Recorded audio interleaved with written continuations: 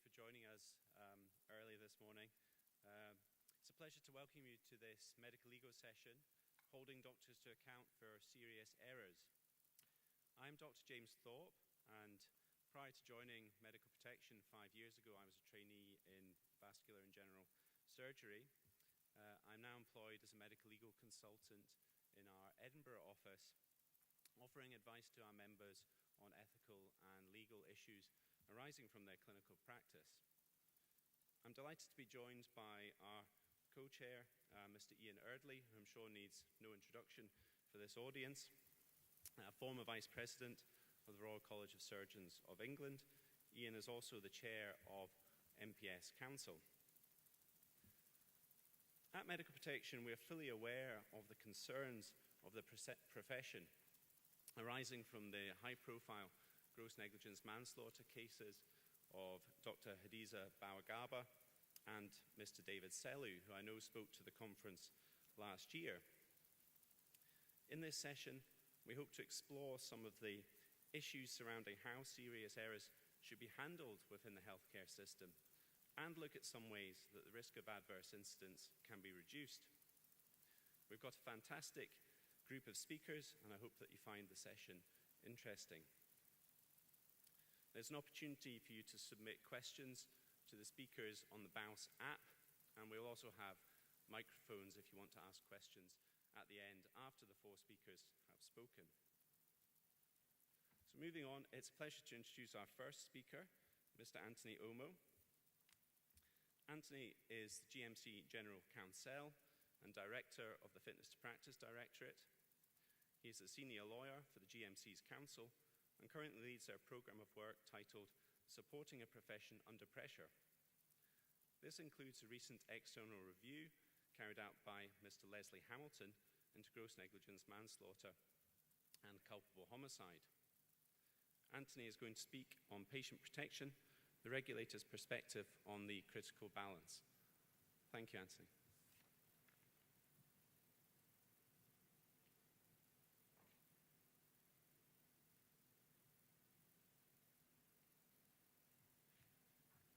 Good morning, and thanks for the invite.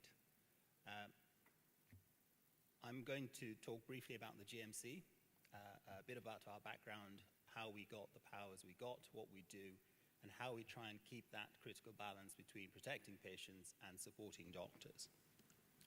So GMC has been around for, well over 150 years. It's had principally four main functions. It registers doctors, it sets the standard for medical education, it sets the standards that doctors practice to, and it takes action when they fall short. The extra box is the revalidation process that was introduced in 2012. This hasn't changed, as I said, in a very long time, and it is something that Parliament has set out for us to do.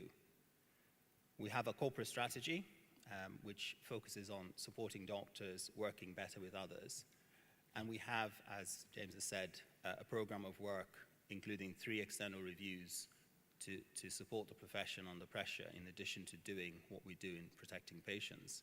This has a number of elements, as you can see. We've published the independent report by Hamilton into gross negligence manslaughter and culpable homicide.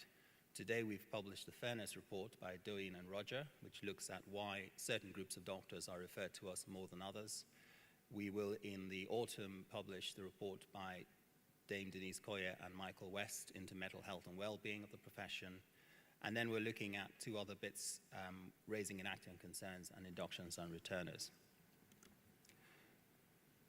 I won't go into detail with the review. The full report is there. There were 29 recommendations which we've accepted. They include things that we need to do as well as others, principally looking around expert reports, the process that police and coroners use for setting investigations in train, and how the CPS then come to their charging decisions, all of which we think will make it fairer, more transparent, and accessible for doctors. So if I come back to the regulatory balance, there are 2 key constituents, obviously doctors as our registrants and patients and the public. As I said, our objective is statutory. We have no choice in this. We've been asked to protect the public. We've been asked to maintain confidence in the profession and to uphold standards. And we do this through our 4 functions, which I mentioned earlier. A brief history of the GMC, not going back beyond 1980, it will take far too long. But prior to 1980, the important point is we did only what was called ethical misconduct. We did not look at matters arising from doctors' health, and we did not look at performance. Through the 80s and 90s, there were unfortunately a number of scandals and concerns in patient harm, which led various governments at the time to introduce new powers for the GMC. And so what we did grew. In the 1980s, we first took on health concerns because the government was concerned that these were not being managed properly locally. And then performance. There were a series of scandals that led to the GMC acquiring these powers, the last of which was the shipment scandal. And that led us to the position we're in today, where we radically reformed through legislation how we do fitness to practice. It became a very rigorous process. It involved the whole of the doctor's practice, looking at everything, looking back, looking forward, and it was all geared towards patient protection and confidence, because at that time, confidence in the profession was at an all-time low. And so the rules were introduced in 2004. There is a question whether they are still valid in 2019, and that is something I'll come back to. So there was a wide scope introduced, and you'll see from this next slide, if you can read that, there's no coincidence. In the 80s, we were dealing with something like 800 cases. By the time you get to 2012, we're dealing with 10,000 plus cases across a range of concerns. That number has dipped, but ever so slightly. So the top line is the total incoming number to the GMC. And you can see it goes from 800 to just over 2,000, 7,000, 8,000, and climbs to a peak of just over 10,000 complaints per year.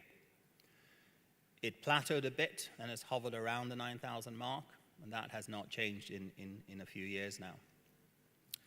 The second line, the red line, is the important one, because these are the investigations we actually conduct.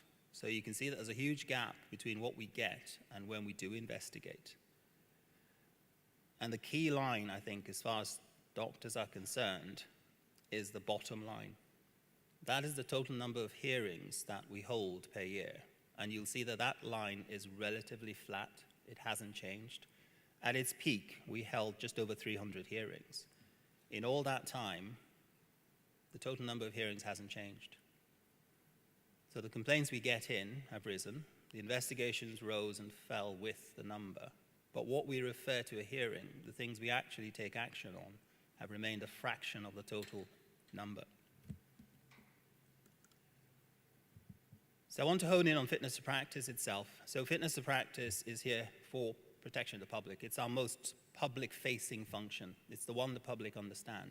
They assume that doctors are well-trained and educated. They assume that they've got the standards. They assume that they're registered. They come into contact with us when they have concerns about practice or a loved one has been harmed or damaged.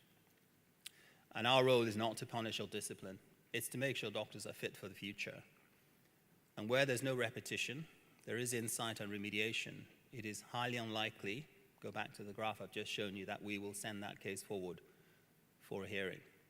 We will obviously have to investigate the concern, and that does take time, and we try and do that as quickly as possible. So I don't know if you can see this, but this is the statutory process that was set out in the 2004 rules for us to undertake an investigation. As I said, it was put in place at a time when there was a need for a very robust and rigorous process to ensure the confidence in the profession by the public following the damaging scandals of the 90s. It's a process that takes 6 months minimum, even if everything is going your way. And it's a process that we think may no longer be fit for purpose in 2019, given the changes. But we will need legislation to do anything about this. So we have been asking the government for a while, and as you will no doubt have gathered, they've been sidetracked with other things, to change our Medical Act. It's 1983. We think it's out of date. We think that the powers that are set out in that and the rules are too rigid for what we need to do now. It doesn't allow us any flexibility. And so we want more flexibility. We want more done locally. Complaints should be handled at the right place at the right time by the right people. And that is not always a national regulator. We are far too far removed to deal with matters that arise locally. We want more powers in health cases to be more flexible when dealing with vulnerable doctors. Again, it's quite a rigid structure. And more power to dispose of cases consensually or concerns consensually, so we don't have to go through a hearing to get patient protection or to allow a doctor to continue to practice with some restrictions. But we need legislative change to get this, and as I said, unfortunately, we're in a political period when nothing else has been done, to be frank. So while we wait for legislation, we've been undertaking a number of reforms. I'll just mention a couple of these. The top one is what we're calling provisional inquiries. So given what I said about our investigations being quite rigid and requiring that lengthy process, we are finding ways of doing slightly lighter touch investigation so we don't have to put things into that lengthy process. So we can get at the heart of whether or not a doctor is a risk faster, which will allow those doctors who are not risks back into practice straight away and give patients an answer straight away. And we've piloted this in a number of areas, and the pilots are proving positive. So we have shifted the median time for an investigation from about 245 days to 63. And we intend to continue to use this as a process while we wait for legislative change. We got Professor Appleby in to look at our process of investigation and to advise on how we could become better at supporting those who are vulnerable through the system, and indeed, all doctors and patients who have to go through what is quite an intensive investigatory system. And he provided a set of recommendations which we have implemented. We got in a former Lord of Appeal, Lord Hooper, or Sir Anthony Hooper as he is, to look at how we can better provide safeguards for whistleblowers who are referred to the GMC. Again, he came up with some recommendations about how we could better protect whistleblowers once they are referred to us, and we've implemented those changes. You'll hear more about human factors from one of the other speakers. All I will say is we're working with the Oxford University's Patient Safety Academy to ensure that all our decision makers are fully trained, and we're looking at our process to see how we can identify what are system or context issues when complaints are referred to us, and to pick those up with employers. So we have an employer liaison service that meets regularly with all responsible officers across the 4 countries of the UK. And we're looking to see how we can get more information about the context in which a doctor has been practicing and the concerns were raised. And we intend to drive that forward in 2019 and beyond. So come to the critical balance, as I said. We have a job to do. It's what Parliament has said we're here to do. It's to protect patients. And so we do take robust action where there's a risk to patients or public confidence in the profession. And that means taking action even where a doctor may be unwell, particularly if they do not recognize that they're unwell and they pose a risk to patients. But we have to do that with the profession. And so we try to be fair to doctors and only investigate or refer to a hearing if necessary. If I take you back to the slide about hearings, I think you'll see that we have not increased the number of hearings we hold, which is where the most serious cases go, notwithstanding the phenomenal rise in complaints coming to us. And even if a sanction is needed, we try to go for the most proportionate of sanctions to protect the public. We always have to bear in mind patients' role in this. We still get far too many patients coming to us because they can't get answers about what has happened to them or a loved one. And at some stage, all of us will be patients. And so it's critically important that we get this right. There are various difficulties that can arise with patients. They see our role as punitive. They want punishment in some cases, and we can't do that. They want us to investigate matters that are not meeting our threshold, where we're quite happy to leave them locally, or where we think they've been dealt with adequately and the doctor's not a risk. And that can lead to some protracted correspondence. And they are seeking answers where local complainants fail to provide that. And that's where they go round to ourselves, they go to coroners, they go to the police, and they keep going round because they want answers. And they often find it difficult to accept no action where we think the doctor is no longer a risk, where there's insight and remediation. And this is even where there are cases of death, because we accept that death happens in medicine. And if a doctor has made a mistake, but has insight and remediation, we will not take action, and that puts us at odds with patients. So what do we do to try and deal with that? Well, clarity, both for the profession and patients. There is still quite a bit of misinformation about what we do and don't do, and I hope the statistics that I had earlier show you that, again, notwithstanding the astronomical rise in complaints, we do not send more cases to a hearing. We still filter out most of the cases. Most are closed after investigation. We would only take action for serious or persistent breaches of GMP and where the doctor poses an ongoing risk to patients or the patient confidence. We do not take action otherwise. It's not for us. There are others who are better placed to do that.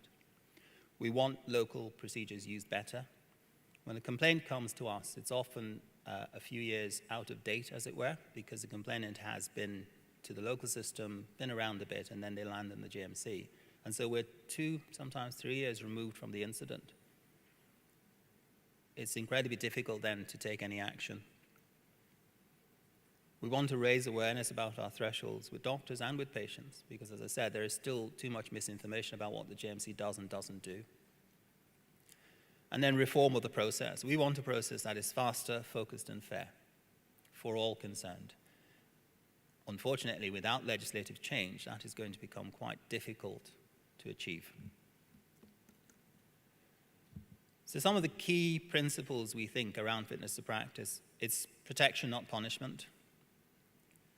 Good doctors can and will make mistakes, and those mistakes will be fatal. But we're quite clear that if there is no ongoing risk, there is insight and remediation, then no action will follow.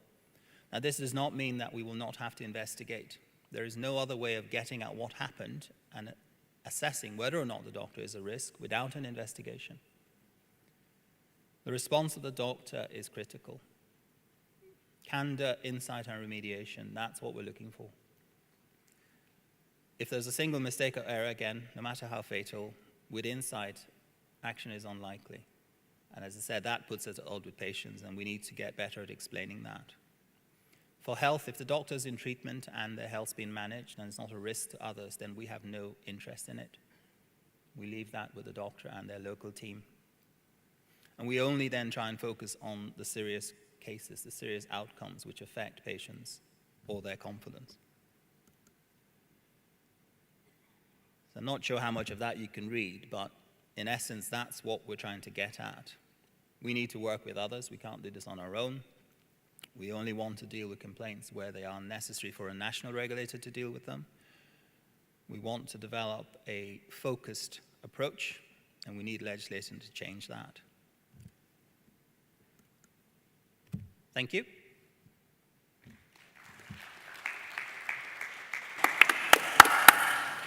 Thank you, Anthony. Remember, if you want to submit questions on the app, you can do so. We'll deal with questions at the end of the session. We'll take questions from the microphones as well. Our next speaker is Archie McSporran. Archie is a barrister.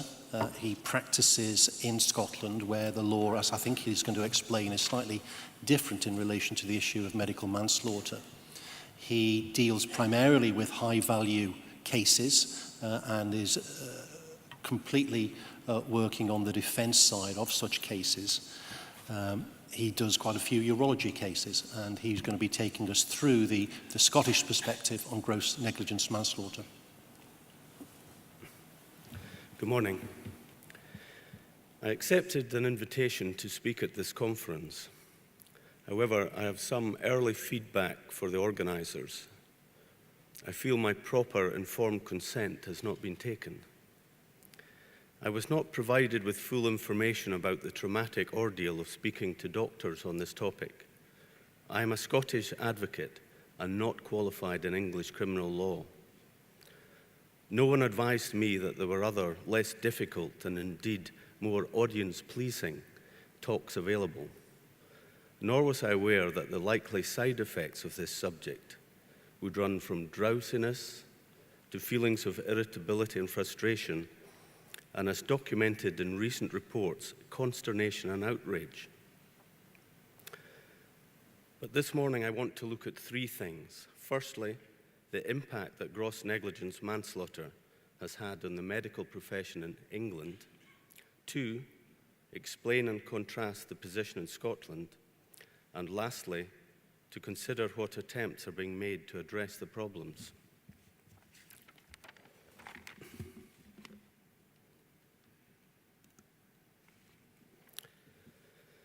This is the most difficult Monroe, the inaccessible pinnacle on the Isle of Skye. The mere prospect of it fills you with fear. You are in a hostile, unfamiliar environment. You are left feeling very exposed and bereft of support. Why, too, have recent high-profile cases in England caused such a state of alarm and such anxiety and stress among the medical profession?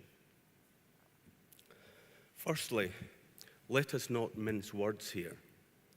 Gross negligence manslaughter is one step down from murder. It is a very serious offence which is tried in a high court before a jury. If you are found guilty, you may go to jail, and there will be inevitable consequences on your fitness to practice. Secondly, it engenders among doctors a fear of the risk of prosecution for mere understandable error. This may partly explain demotivation and what I understand to be very high attrition rates in the medical profession after 2 years of training. After all, you go to work with the aim of alleviating suffering, not increasing it. Look at our Monroe. As a consultant, you may have reached the pinnacle of your medical career. Unfortunately, that does not mean you are inaccessible to the reaches of the criminal courts. Take an example very close to home. A few years ago, a consultant urologist pleaded guilty to gross negligence manslaughter in a case in which he had altered the patient's notes after her death. The judge sentenced him to 2 years imprisonment, and the Court of Appeal confirmed the sentence. Thirdly, due to the massive coverage and comments in the press and social media about cases such as Baba Garba, there has been a substantial amount of misinformation.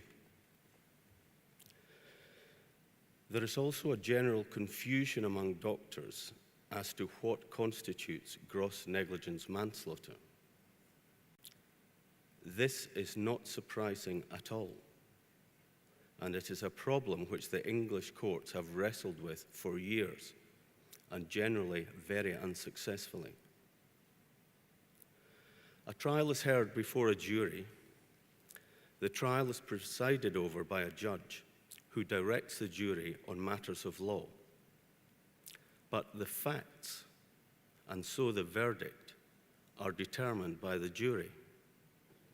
In the past, if you asked what constitutes the crime of gross negligence manslaughter in England, the reply would effectively be that the jury define the crime. This is the test the House of Lords, the Supreme Court for criminal cases, formulated in 1995. The essence of the matter, which is supremely a jury question, is whether, having regard to the risk of death involved, the conduct of the defendant was so bad in all the circumstances as to amount, in their judgment, to a criminal act or omission. This is totally circular. Fourthly, there is a perception that trials for GNM necessarily concentrate in singling out and blaming an individual, with insufficient attention attached and appreciation given to the surrounding context and the work environment.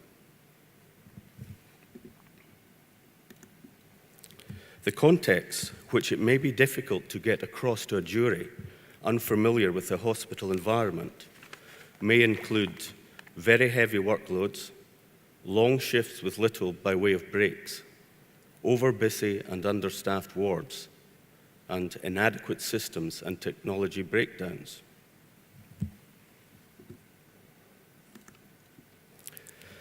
So, what about bonnie Scotland? You may find yourself working in Newcastle and Glasgow and subject to the one GMC. But are you aware that the criminal law is different in Scotland and England? Scotland has its own prosecution service, it has its own criminal courts, and it has its own criminal law.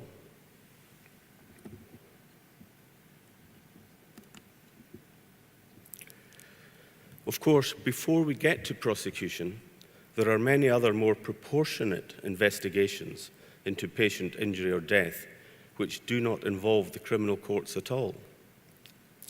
Firstly, at hospital level, there may be a simple apology given, or adverse event reporting by the hospital, or a complaints procedure. Generally, a family is looking for an investigation, an explanation, and an assurance that the problem won't happen again to other patients. That may suffice. Or there may be a civil negligence case brought by the deceased family. The action is brought against the health board as being vicariously liable for the actions of doctors. Or there may be what we have in Scotland, a fatal accident inquiry. This is an inquiry into the death of a patient brought by the Procurator Fiscal in the Sheriff Court. The court seeks to establish the circumstances of the death and, with the benefit of hindsight, to identify what steps could have been taken to avoid death.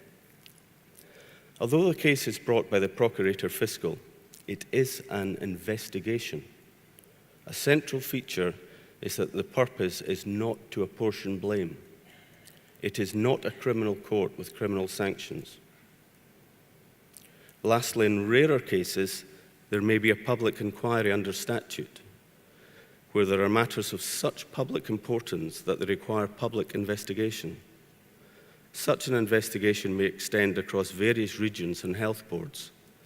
An example was the Vale of Leven inquiry into hospital-acquired infections. But you ask, what about a criminal prosecution of a doctor following a death in Scotland? There is a wholly different mindset in Scotland. There is more protection and support afforded to doctors here. You are unlikely to be prosecuted or criminalized for mistakes at your work.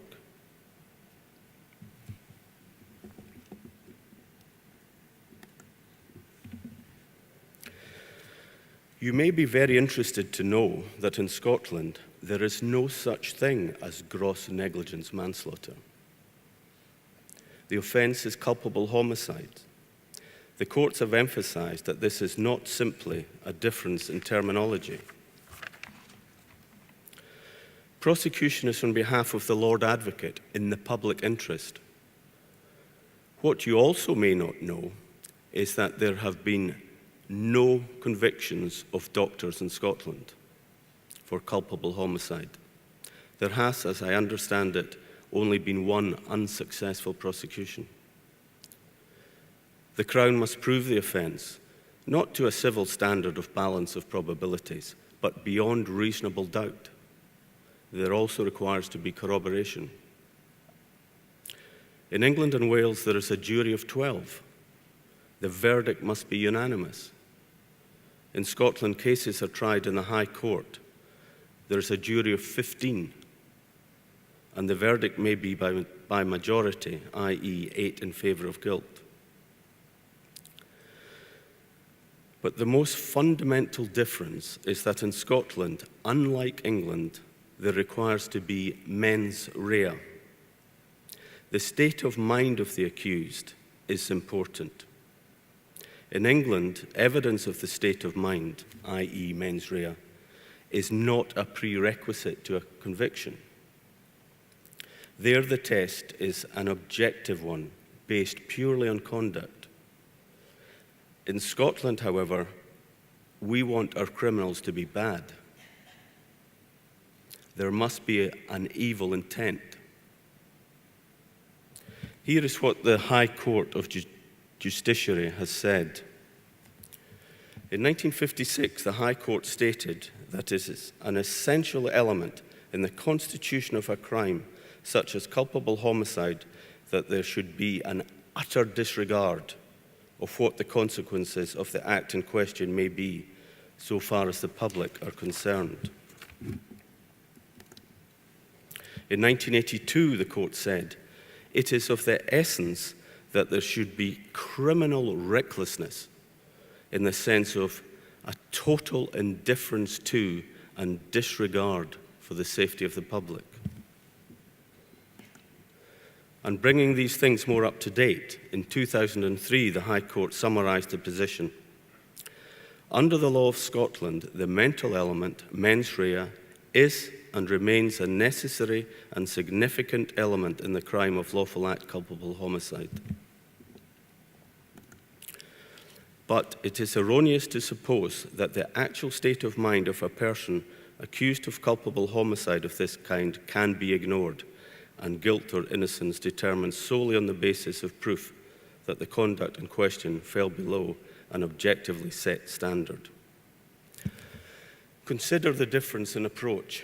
In Scotland, we are not looking at breaches of duty as we see in civil cases, however bad that breach may be. Rather, we are looking at utter disregard, recklessness, and total indifference to patient safety.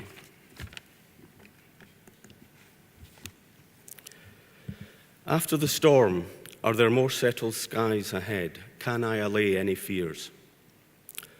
First of all, the courts in England over the last few years have sought to address the understandable error issue and to emphasise the very high test required for gross negligence manslaughter. The Court of Appeal has recently summarised matters. Mistakes, even very serious mistakes, and errors of judgment, even very serious errors of judgment and the like, are nowhere near enough for a crime as serious as manslaughter to be committed. That must be of considerable comfort to doctors.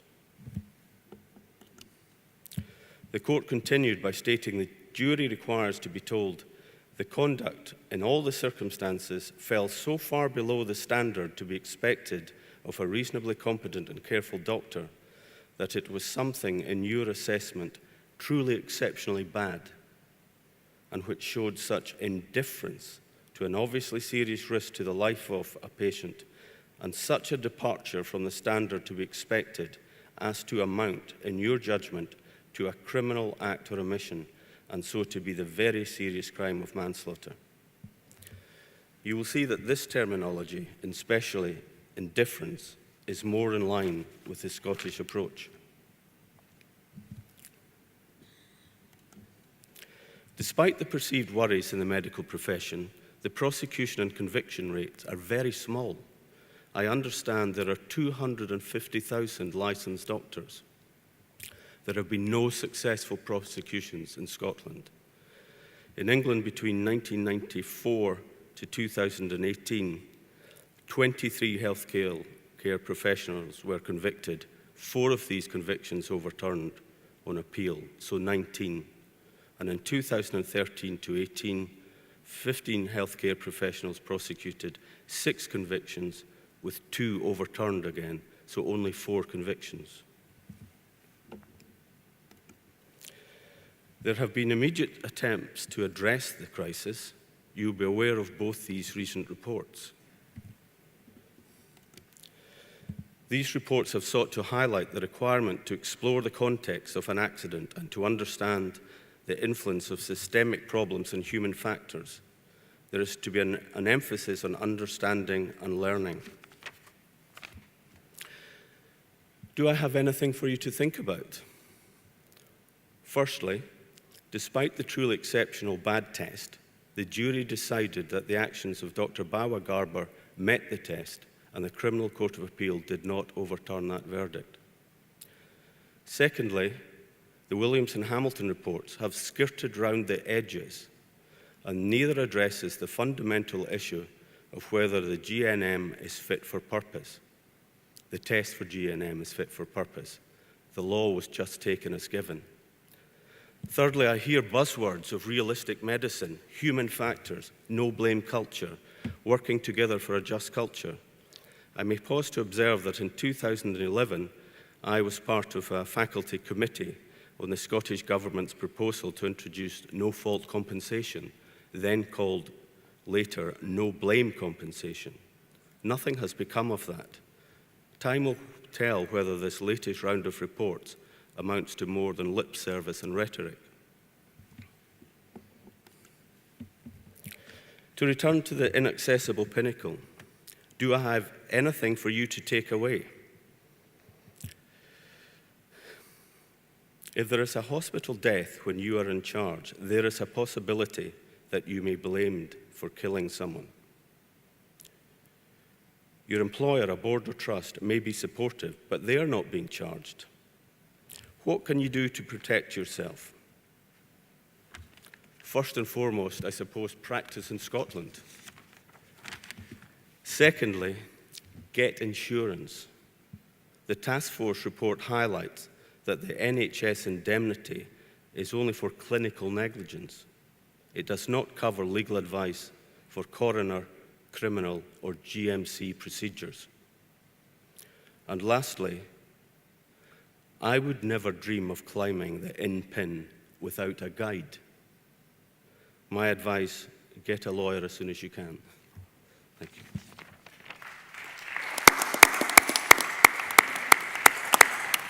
Thank you, Archie. Our next speaker is Professor Paul Bowie. Paul is the Programme Director for Safety and Improvement at NHS Education for Scotland and has published over 120 papers on healthcare quality and safety. Having worked in the NHS in Scotland in a variety of quality and safety advisory roles for over 25 years, Paul is expertly placed to speak to us on human factors and why things go wrong in complex systems such as healthcare. Thank you very much, James, and thanks, James, and to the team for the invitation to come along and speak to you this morning. Good morning, everybody. I'm just comparing and contrasting the last time I was in this venue with the way it looks just now, because I was watching Deep Purple and Thin Lizzy, for those of you who can cast your mind that far back. Now, I'm going to speak about human factors and the human factors perspective on why things go wrong in a complex system. And so there will be a number of challenges put out there from the human factors perspective, some of which you may agree with, others you may disagree with, and others you may be puzzled by. And so hopefully it will engender some type of debate around what the human factors perspective is. I need to define what we mean by human factors in the healthcare context. It's extremely important to do that because of the way that human factors has been introduced to healthcare over the last 2 decades. Unfortunately, there's been some myths and misunderstandings about what it is and what its purpose is and what its potential benefits are. We have a problem in healthcare in that we use the term system complexity quite often. We all agree that healthcare is complex, but when push comes to shove, we find it quite difficult to articulate what that actually means, and also how we try and address issues of complexity are problematic in terms of the concepts that we buy into and the methods that we use. So I'll raise awareness of some aspects of that. There'll be a historical overview of what we mean by error in terms of the old view, the new view, and also controversially, a no view of the term human error.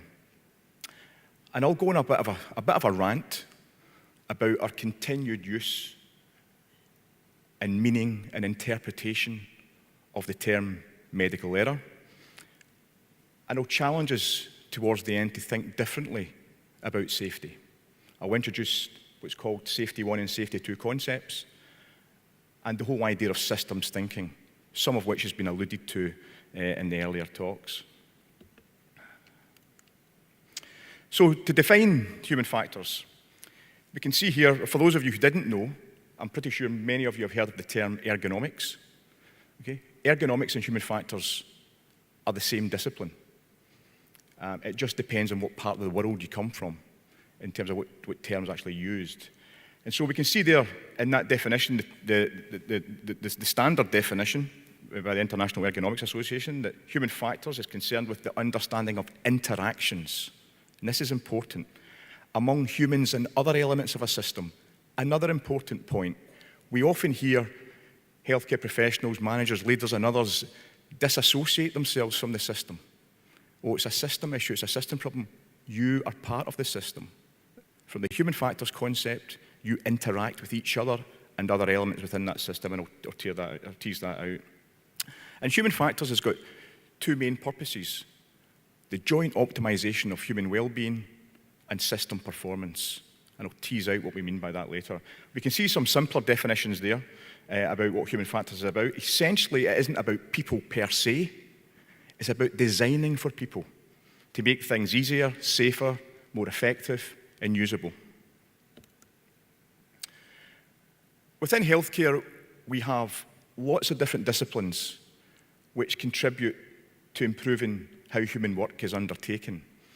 So we have the patient safety movement, we have the quality improvement movement, we have realistic medicine, we have clinical risk, we have audit, clinical governance, guideline development and implementation. All of them are attempting to improve how we all do our work within healthcare. The distinguishing features of human factors as a discipline is that it always takes a systems approach, a holistic overview of when looking at an issue or tackling a problem. It is always design driven. Okay, so we have principles and standards that we can apply to make things easier for humans in terms of how they do work. And as I said earlier, it's focused on those twin outcomes of system performance and human well-being. And by system performance, we mean efficiency, productivity, effectiveness, safety, and well-being, we mean joy, satisfaction, experience, etc. I mentioned earlier about some of the myths and misunderstandings which have come into healthcare around what human factors is about, and unfortunately, which continue to prevail, which makes my job quite difficult because I have to spend, myself and my colleagues have to spend a lot of time and energy dispelling many of these myths and misunderstandings. So we can see, number one there, a fiction that human factors is about eliminating human error. You cannot eliminate human error in the vast majority of circumstances. Human factors is about designing systems to make them resilient to when things go wrong, so that it dampens the impacts. Human factors addresses problems by modifying the design of the system to better aid people. Okay? It doesn't try to change people's behavior in the way that psychology might or the way that education might. Okay? So it's a systems and design-based science, not a psychological science. And so human factors work ranges from the individual to the organizational level. It's not just focused on individuals. And unfortunately, we see conflation of human factors with factors of the human, which puts the blame on individuals in terms of their personal characteristics, their attributes, their behaviors. And it's not about that at all. When it was first introduced to healthcare, mainly via anesthesia and the surgical professions, it was introduced via non-technical skills and crew resource management, which are very, very important for the tasks that doctors undertake, but it's only about 1/1000th of what human factors as a science is about. We spoke about complexity earlier, and so from a human factors perspective, we see healthcare as a complex social technical system. That's the fancy language that we use to describe the location and the work that you guys undertake. We can see here on the left-hand side of that screen a work system. Now, it could be any work system within healthcare. Okay? But what we see here is interactions between different system elements. So we have people, and that can be healthcare practitioners and patients and families, but they're interacting with a task, they're interacting with tools and technology, the physical environment, and how the work is organized at the organizational level. And then there's external influences, the role of regulators, the role of policymakers, the role of accreditors. All of these things interact to produce outcomes. So we see patient safety, we see medical well-being, patient experience as emergent outcomes of these interactions. Okay? The whole concept of emergence. So safety is an emergent property of a complex system. Our understanding of complexity, as I said earlier, is often minimized and trivialized in the way that we try to change things and understand things in healthcare. So here's a study I was involved in a few years ago. It was looking at wrong blood and tube incidents when taking blood. And for about 30 years, the evidence base quite clearly shows this has been an issue worldwide. And the traditional approach to this is a quality improvement or a clinical audit approach. And we understand the system of taking blood and the tasks within it in the left-hand side there, linear thinking. We simplify it as much as possible, and so our improvement intervention mirrors that type of thinking, which is why we've not made any progress in reducing wrong blood and tube incidents. Around 6% of samples are not backed by labs because of suspicion of WBITs, and we harm and kill patients worldwide every year as a result of mix-ups. When we try to model the system to understand what needs to go well for that task to be completed successfully, there's a picture of the complexity. So one thing to take away today is that you can never model adequately a complex system. It is always moving, okay? But we think in these linear terms. There are some core human factors principles that we probably need to understand when considering the issues of why things go wrong.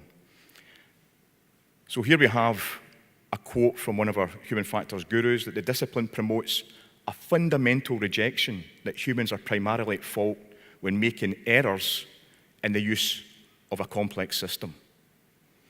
That's our starting point. We're definitely in the no-blame game when we go to support the workforce and understanding why things go wrong. When you're at your work and a mistake is made, from the human factors perspective, it's system-induced. Okay? But we also understand that we have a deep psychological need to blame ourselves and to blame others. We need to be aware of that, and we need to try and check that. When we blame, we focus on the person and not on the wider system design. Okay? And that blinds us to progress.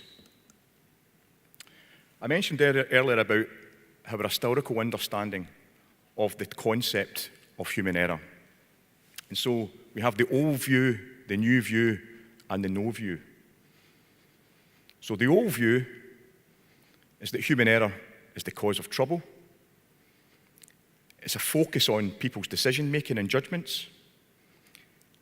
It assumes that complex systems are inherently safe. And the problem is people. People need to be controlled, and we do that by restricting what they can do and bringing in more procedures and more technology. That's the old view, which probably still dominates most industries worldwide to some extent. The new view is that if you arrive at a judgment that a human error has occurred, then it's a sign or a symptom of trouble deeper inside the system, beyond the proximal human error cause. So to explain that failure, we don't look for where people went wrong in the new view. We explore why and how decisions made sense to them at the time. The other underlying principle, and one that people struggle to get their head around, is that complex systems are inherently unsafe. Okay? And ultimately, it is people, through their expertise and their adaptations, who create safety in a complex system. Now, I won't go into too much about the no view. Medicolegal has put that forward, and so his perspective is there is no error in a complex system. There's no need to explain it from an error perspective. It's all down to performance variability our performance varies throughout the day, depending on the situation and context we're faced with. We don't have all the resources available to us, we don't have all the information available to us, so we adapt, and our performance varies as a result of that, and most of the time it's successful, and sometimes it goes wrong. And he comes up with the ETO principle here, that an efficiency-thoroughness trade-off is one example of performance variability. I'm trying to draft a paper just now to articulate many of the problems and issues I've got around the term error, and you've probably picked up that I have got a bit of an obsession with it. But here we can see from other scholars and writers in the past decade some of the issues that they pick up with the continued use of this term medical error. Even by those in my profession, those who research and work in patient safety, policymakers as well, it is completely ubiquitous, this term, but it's also utterly meaningless. It doesn't really mean anything. It cannot be defined. It's assumed to be a cause, but it never is. We need to dig deeper in the system.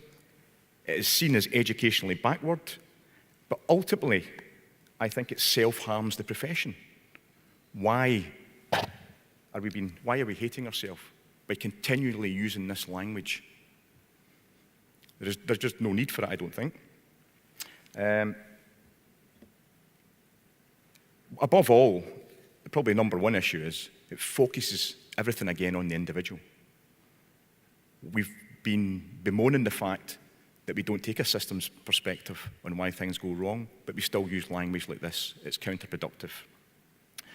So, in terms of thinking differently about why things go wrong in safety in general, there are a whole range of stakeholders, I think, that we need to get up to speed and raise awareness of more modern safety science and human factors thinking in this area. And I'm delighted to see that the General Medical Council have recognised their own learning need around human factors and are getting some of their staff trained in that regard. And Medical Protection as well are taking the whole issue very seriously and have introduced related education for their members and for their medical experts who review cases as well. So the whole concepts of Safety 1 and Safety 2, which play into the old and the new views of error. So in Safety 1 thinking, which predominates just now, that we're trying to get as few things as possible to go wrong. It's the opposite with Safety 2. One's reactive, one's proactive. One sees people as a problem, other sees people as the creative source for resilience. The people who provide the flexible solutions to the many complex problems that we face every day. And in terms of incident investigation, in Safety 1, incidents are seen as being caused by failures, and so far we search for root causes. In the human factors world, root causes is a bit of a misnomer, and I haven't got time to go into it, but it's not seen as a useful term in that regard.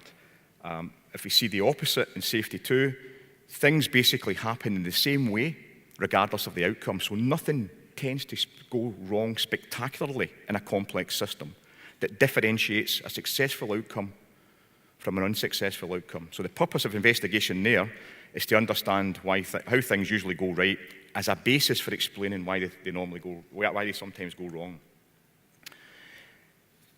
So, in terms of systems thinking, about understanding why things go wrong, here are a list of core principles that we can easily engage with when we look back to make judgments on something that's gone wrong. And we can incorporate this type of thinking in team-based safety reviews like mortality and morbidity meetings, and how we report incidents in terms of the types of data that we capture, how we investigate complaints, etc., etc.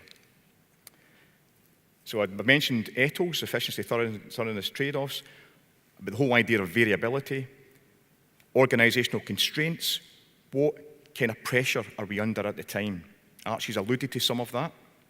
Goal conflicts, your chief executive is telling you essentially to work harder, but be safer at the same time. So you've got conflicting priorities there. And the whole idea of local rationality, which is important to any incident investigation. Looking back, you put yourselves in the shoes of the person or the people involved to better understand why they made the decisions they made at the time based on the information, the context, and the situation they faced in. Thank you very much indeed.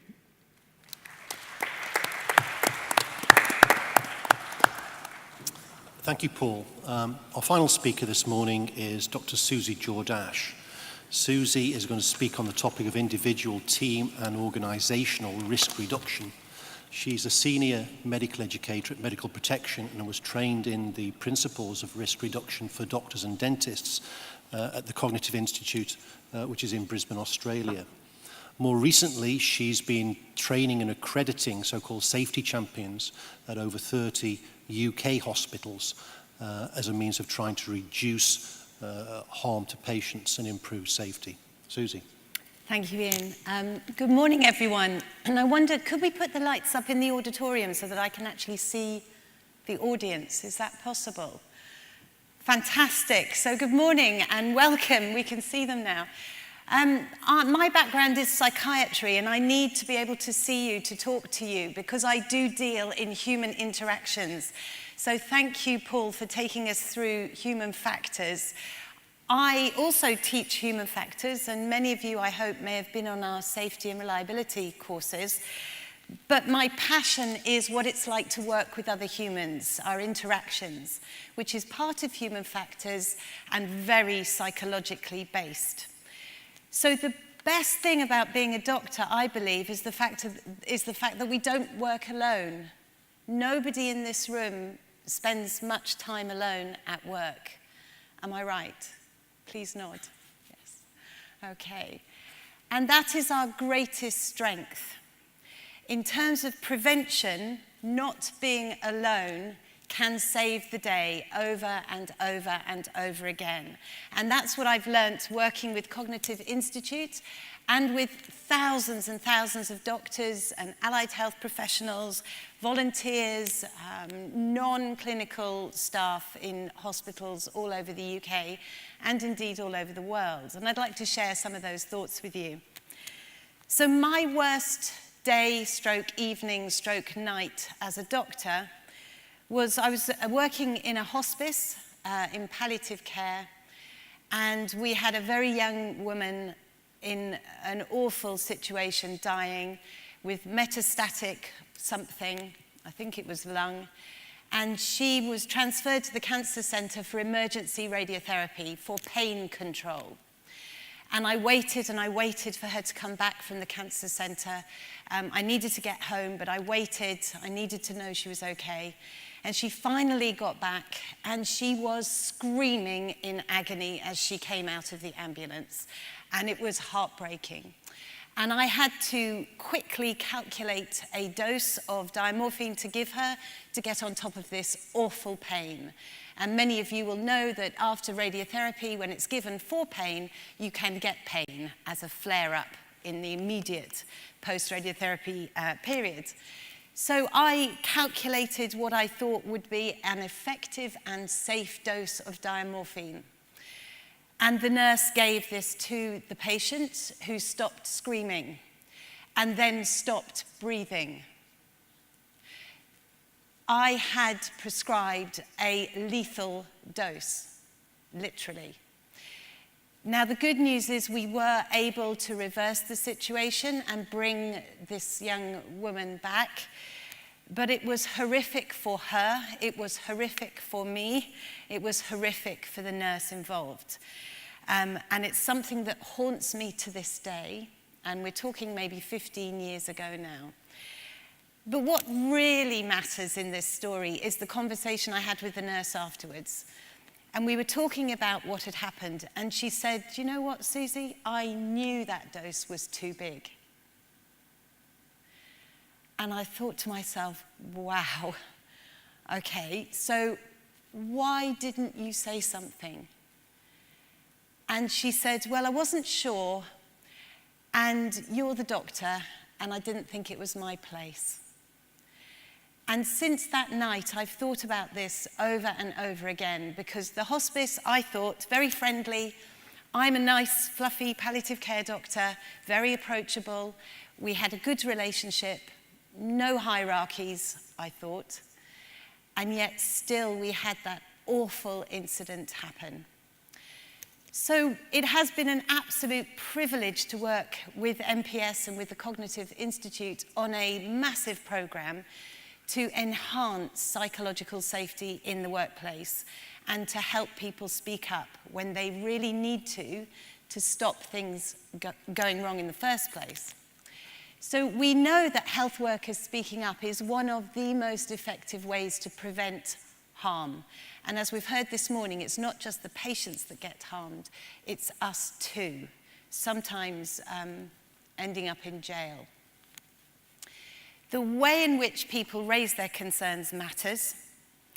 And the good news is we can train them to do it better. And there's a lot of evidence for that now. So from the various studies around the world, we estimate that around 30% of your team around you do not feel comfortable speaking up. So 1 in 3 would hold back rather than stop something going wrong. So that is a scary thought. And it means that wherever you work, you need to talk about this and you need to do something to make things safer. Respectful communication is what we're talking about, and it's incredibly difficult to do well. And it basically involves a methodology where you learn to ask somebody about what they're doing before telling them they're doing it wrong or they need to do it differently. And that is fundamental to the work that I do. Sounds very simple, but it's actually really complicated.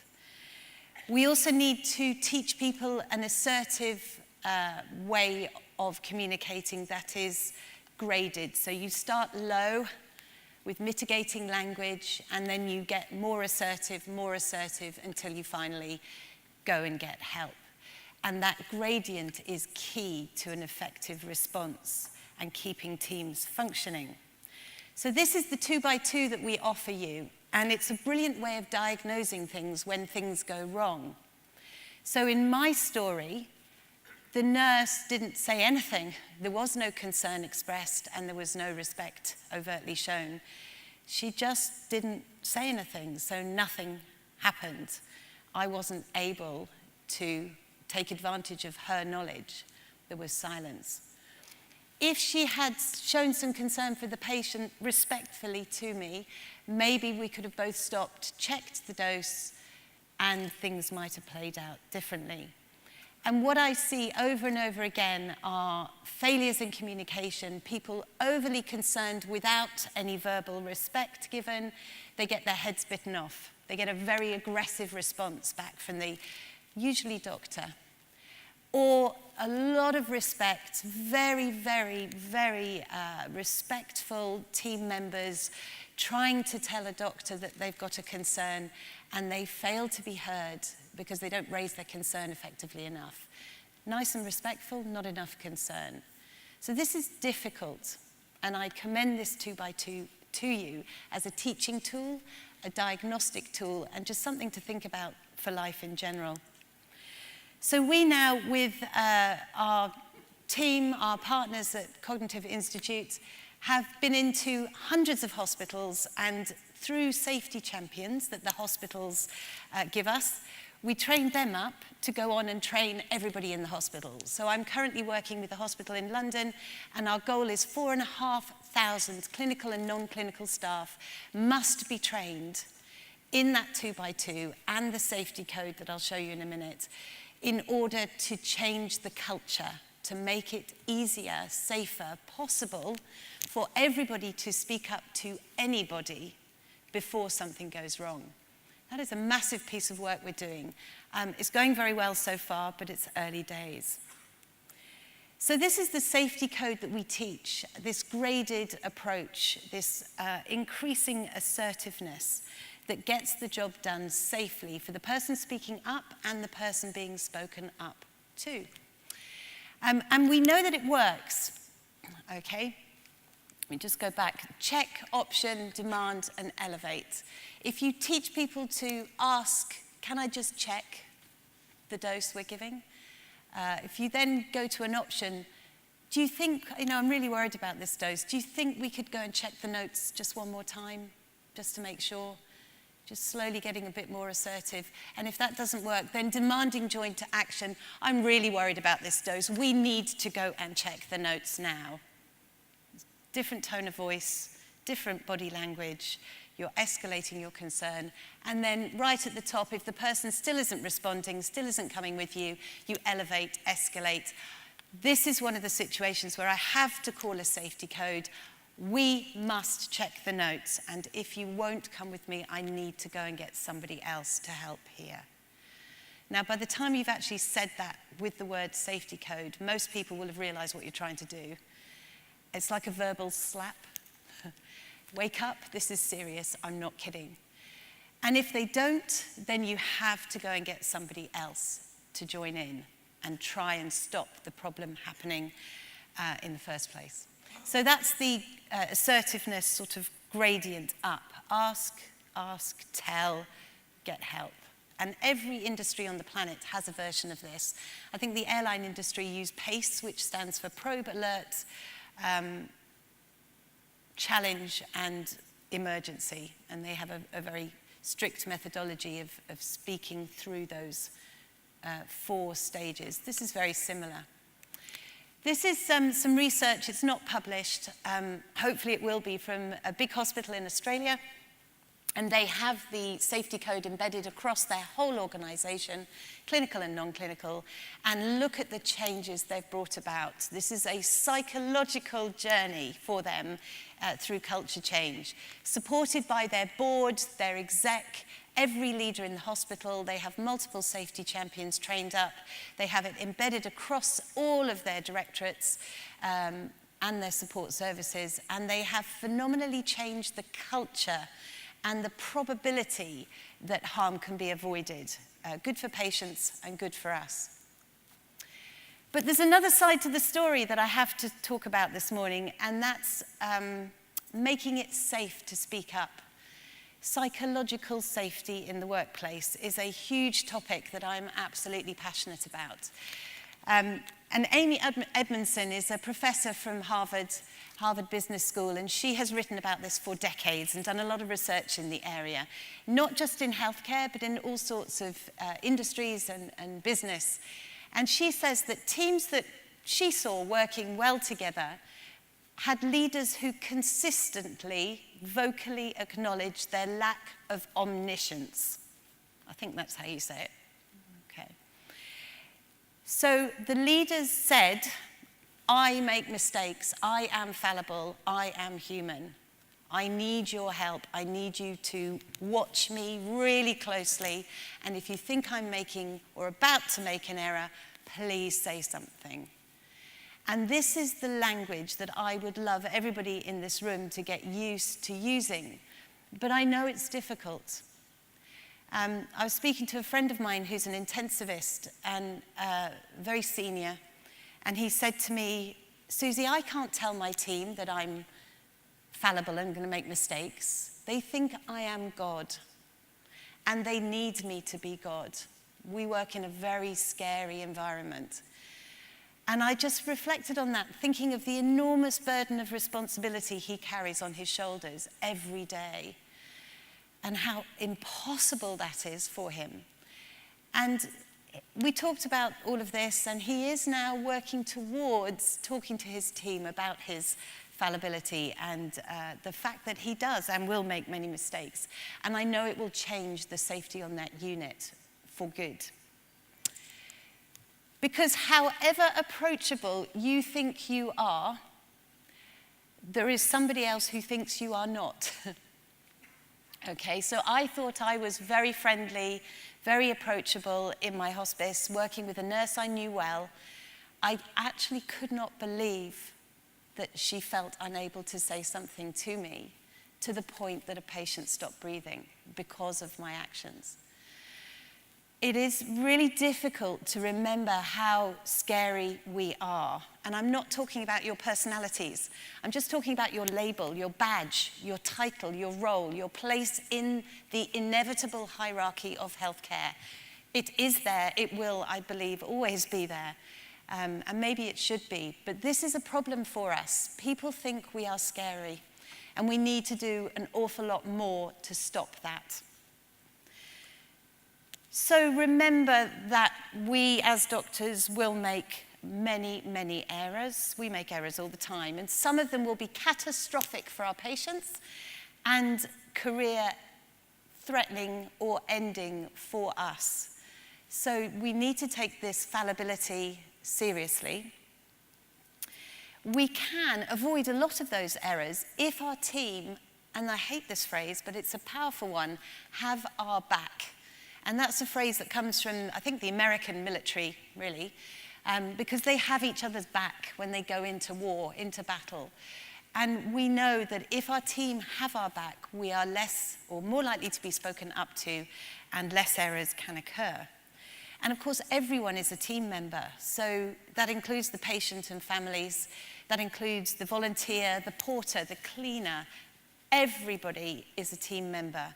And a lot of anecdotes, I listen to all sorts of stories about adverse outcomes, and often the most junior person or the least qualified person in the room is the person who sees what could go wrong easiest, because they're not blinded by bias. They have no expectation bias or confirmation bias. They just think it looks a bit odd, but they don't feel able to speak up. So encouraging everybody in the team to speak up is worth the effort, as many of our hospitals have discovered.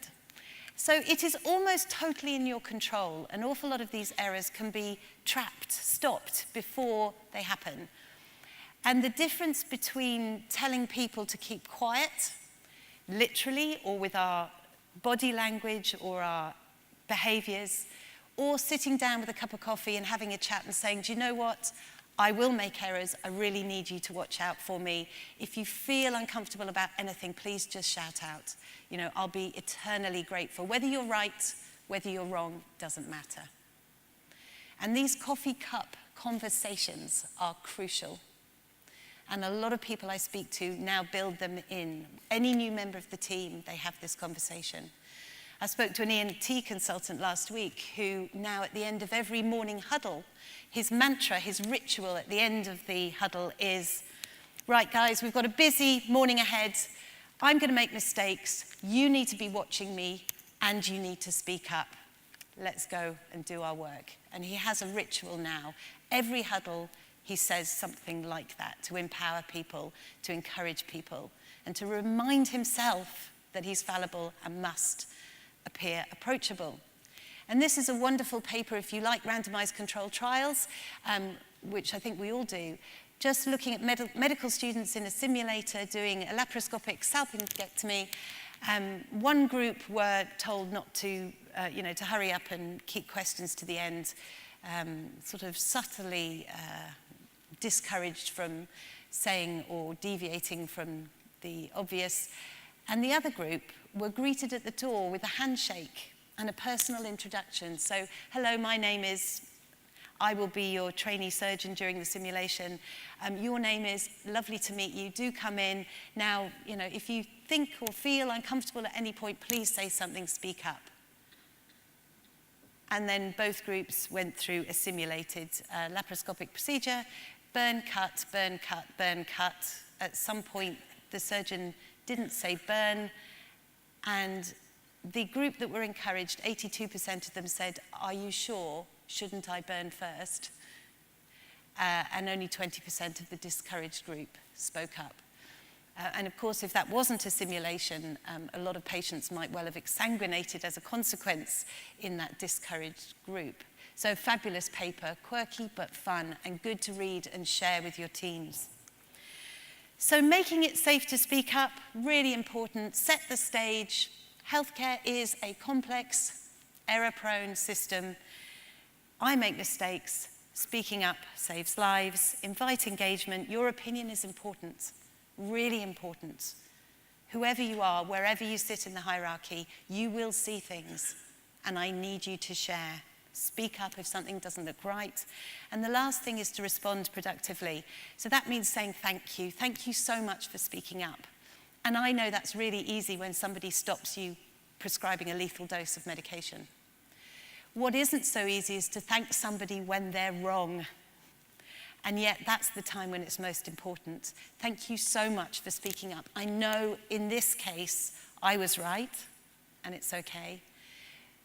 But I'd rather you say something 99 times to catch the 1 in 100 that could harm the patient, and I could end up in jail, effectively.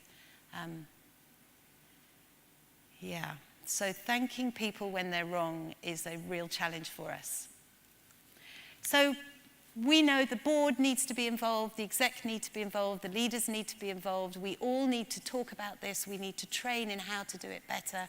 We need to make ourselves more approachable, build it into our ward round mantras, rituals, our pre-theatre rituals, talk about this, embed it into our processes to try and avert or stop, trap, error from occurring.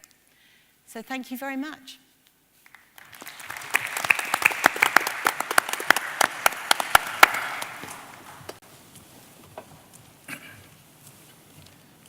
Okay, if we could have the lights up, and if I could ask people who want to ask questions to come to the microphones. I've got a number of questions on the app. Also welcome to the platform Rob Hendry, who's the Medical Director of Medical Protection, was involved in giving some of the responses both to the Hamilton and to Norman Williams reviews on gross negligence manslaughter. I can't see whether anybody's come to the microphone. Yes, microphone 4. Hello, my name's Mike Hennaby, urologist from Derby, and my mistake is coming to the microphone. So my question really is for Archie, and I was really amazed when I first understood that a jury can be instructed all they want by the judge, but they're still able to make any decision they fancy. They don't have to follow the law. So my first question, there's only two, is a jury the right way to do this? What do they do in France? Is an inquiry a better route to go? Secondly, my understanding of the law until Adomarco was that there needed to be a test of recklessness in English law, and that was lost at that point. So do we need to think about reintroducing a proper test of recklessness? Now, I've got some dealings with the BMA, and the BMA legal advice to date has been it's probably a can of worms that's best not opened, because once the politicians get involved, the law may well get much worse. I find it hard to believe, obviously, but there's a possibility. So that's my question. Should recklessness come back in? Thank you very much. Okay, so this is a question I think probably for Archie and probably for Rob. I think, was it Archie who said that the law may not be fit for purpose? And I think that question really deals with that issue. Two very good questions. First of all, and perhaps I shouldn't be saying this, but if you ask lawyers like myself about facing a trial yourself, you'd likely say, if I'm guilty, I want a jury to hear it. And if I'm innocent, I want a judge to hear it. Because a judge is going to get it right. And a jury is generally lay people. They may be sitting there for weeks or months in a trial, not taking any notes. And do you want that set of jurors to be determining your guilt or innocence and your later ability to practice? So it's the same in other fields where you get expert matters such as an accountant or tax people being under attack. It's often been said, is the correct forum a jury? That is our judicial system, and it's not going to change, I think. But it's a point well made.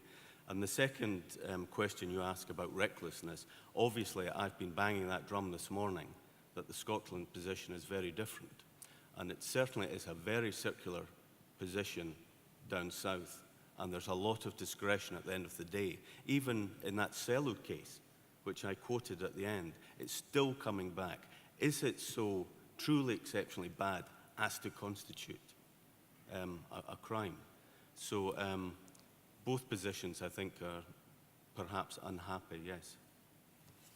Rob, could I ask you to comment? Because I know you've got views on this particular issue. Yes, very much so. And I think, as Archie had said earlier, it was interesting that one of the features of both of the reviews was that they shied away from making any recommendations for changes in the law as it stands in England. One of the other features which we haven't really touched on today, but I think is relevant, is how the jury are influenced.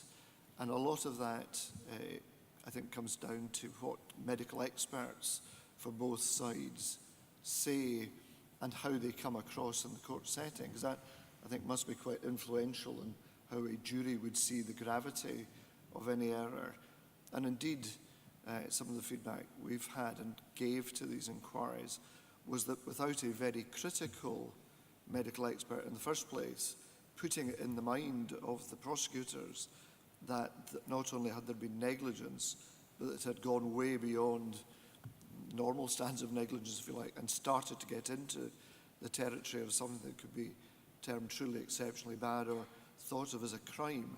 It's very unlikely any of these prosecutions would ever have got off the ground. And so we're certainly quite concerned about the quality sometimes and the use of language by some of the experts. Because certainly one of the cases I've been involved with, the expert for the prosecution was using words like, that was criminally bad in evidence. And even although the judge said, you can't say that, and advised the jury to ignore it, that must have been implanted in their minds when they went away to think about things. So there's lots to be done. I think relying on changes in law, you know, as Anthony was saying, it's a forlorn hope getting Parliament to do anything. The hope would be, I think, the more realistic way of improving the position is, A, having more responsible, if you like, or better educated experts, and prosecutors thinking more about what's truly in the public interest. Needless to say, on the app, there are several questions about Barber Garber, which I will try and synthesize into one question, I think initially for Anthony. I think it says it quite nicely. What is the GMC's reflective and insightful understanding from the Barber Garber case? Anthony, that's for you. So I think, we've made a number of public pronouncements around that, so I won't repeat those. I think for us, and it's a point Archie made, this was a doctor convicted, whether or not we agree with that, by a court, and still has that conviction. That conviction was not overturned, and we had to deal with that. We had no option in terms of that, because our rules, as I referred to earlier, require us to refer that to a hearing. And as Archie and Rob has said, the law down south is different. It isn't clear. And at that stage, there was no other choice but to go to court. We did get clarification, and so reflecting now, as we've said, the Court of Appeal has clarified that in such cases, where it is predominantly about the clinician's clinical practice and performance, a tribunal is better placed to deal with that, and so you don't need to get to the court. I think, so for us, if a case on the same facts came today, then we would not be appealing it. It would still go through a tribunal. It would still be dealt with in the normal way. And I think that plays to Rob's point about the issue. The GMC came at the back of a long line of investigations and or prosecutions. And by that stage, the die was cast. We need to go the other way. There needs to be, and I do agree with Archie about jury trials and what happens or doesn't happen. I think the challenge of leaving it to the courts is they need a particular case. They will look at the facts of the case and they'll decide it on the facts of that case. And so the case law will not make progress. What we do need is for Parliament to consider carefully whether or not criminalization has a place in medicine, and if it does, what form does that take? It could go the Scottish way and consider that absent recklessness, then there shouldn't really be a prosecution. But until it does that, these processes are already set and will play out. So for the GMC, we have reflected on the case. We have recognized the concern of the profession. As I said earlier in my talk, the profession's anger went beyond the case. It went to the profession's pressure in the system, not just about the single case. And what we were trying to get at with the program we've set up is GNM is one part of it, but the pressures in the system, the way people are dealt with that's continuing, and we need to address those wider problems, not just focus on the one case. The GMC can't change the law. That is for Parliament, and so GNM will continue in its form in England, and there will no doubt be another case at some point, and it'll go through the courts. Our focus is on supporting the profession as best we can as a regulator. And following on from that, again, several questions asking about this interaction between the individual and the system, and to what extent an individual can be held culpable when the system around them is failing. I guess I'd value Rob's thoughts on that, and Paul, I think, expressed some of his views, but I think a little bit more from that would be helpful. Yes, I mean, I think that has been one of the real concerns about the inappropriateness of criminalising, well, what we still think of as medical error, and as Paul was saying, maybe even the concept of medical error was wrong. And I do wonder whether the Bauer-Garber case and some of the others has really become almost a watershed moment in seeing the inappropriateness of criminalising an individual working in a complex environment.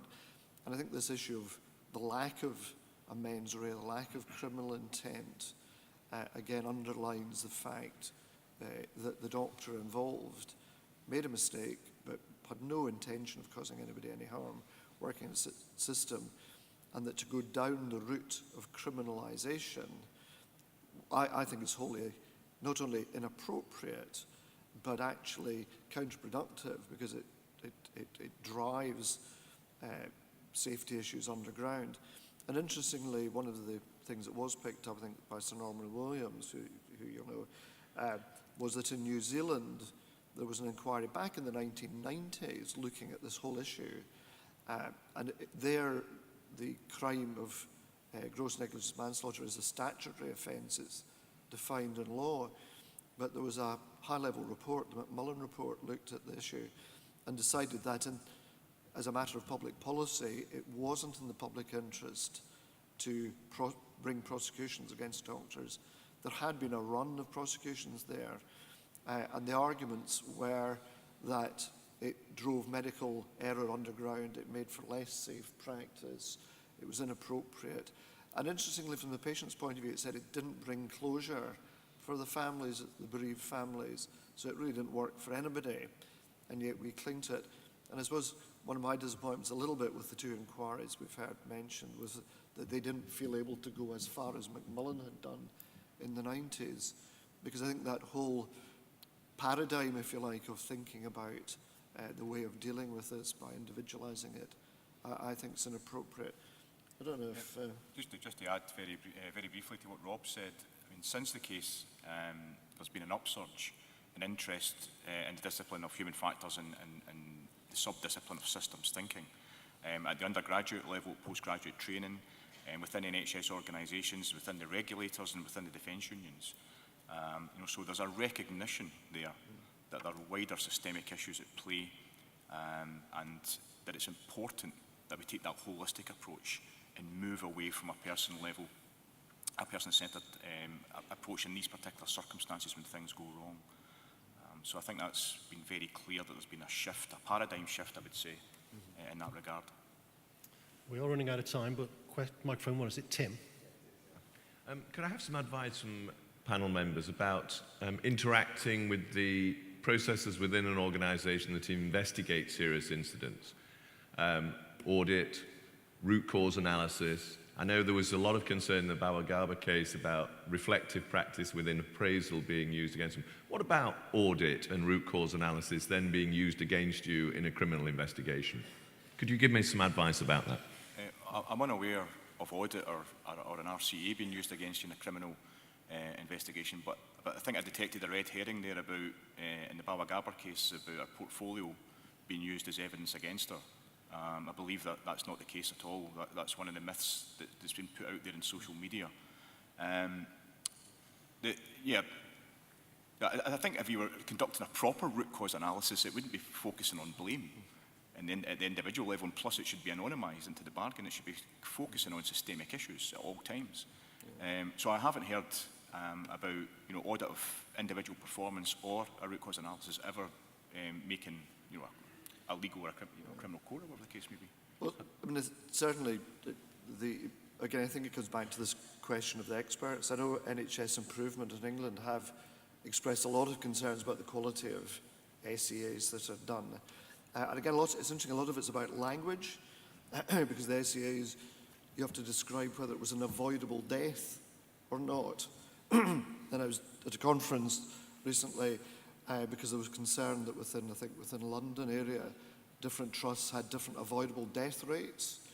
But the evidence really only it reflected the training of the people undertaking the investigations. And indeed, one of the trusts I was talking to, they were saying that people were, they couldn't get anyone to do the investigations. It was very much, whoever was free would do it, often with no training, no support, not really understanding what they did. And because they'd, I think, trapped in the old ways of thinking, that a lot of it was about trying to identify who had made the error. Excuse me. And you can see, I suppose, how, particularly for families, and again, one of the other issues is at what point and how are families involved in inquiries where things have gone wrong. But if they're excluded from the process early on and then are given a report to say that your loved one had an avoidable death and we think it was due to Dr. X, is, mistake, you suddenly get into that blame game.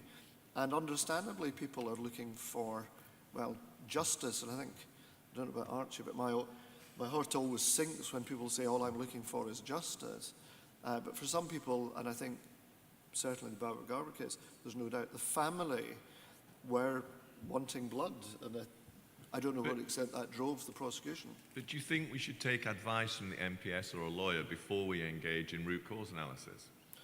I certainly think if you have a death that you're anxious about, you certainly ought to, we would always welcome giving people advice and talking to them after adverse events. But yeah, I think certainly being careful because I think sometimes as doctors our natural position is to try to be really helpful. Exactly. And we fill in gaps and we say things that I think Archie would probably have a fit if he was giving advice to somebody talking or making factual statements when they don't necessarily know what the facts are.